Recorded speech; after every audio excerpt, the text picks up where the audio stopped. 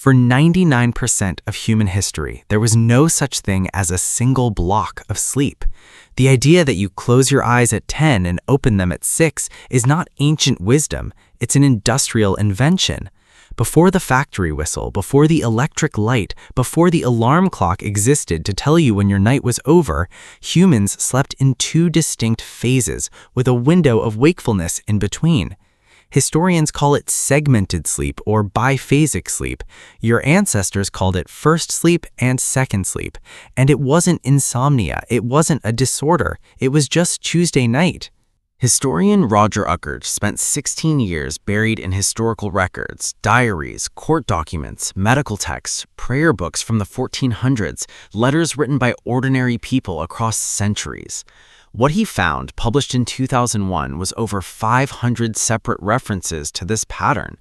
People would go to sleep shortly after dark, sleep for roughly 4 hours, wake naturally, stay awake for 1 to 2 hours, then sleep again until dawn.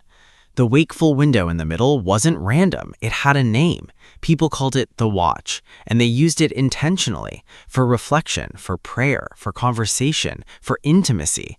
A French physician in the 1500s specifically recommended that couples conceive children during this window because the body and mind are in a uniquely receptive state.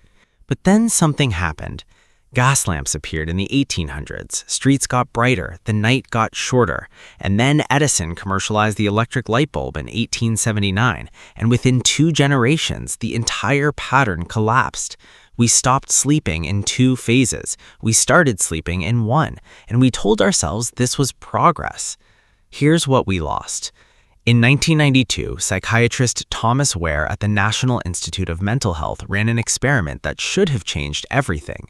He took volunteers and removed all artificial light from their lives. 14 hours of darkness every night for a month. No screens, no lamps, just darkness the way your ancestors experienced it. Within weeks, every single participant spontaneously shifted into the same ancient pattern. 4 hours of sleep, 1 to 2 hours of quiet wakefulness, 4 more hours of sleep. Nobody instructed them to do this. Nobody suggested it. Their bodies just remembered. But the hormone data is what stopped scientists cold. During that wakeful window in the middle of the night, Ware measured elevated levels of prolactin, a hormone associated with deep meditation, with states of calm awareness, with the feeling of being fully present without anxiety or urgency. Participants described it as peaceful, expansive, quietly alive in a way they had never felt during normal waking hours. It wasn't just a gap between sleep cycles.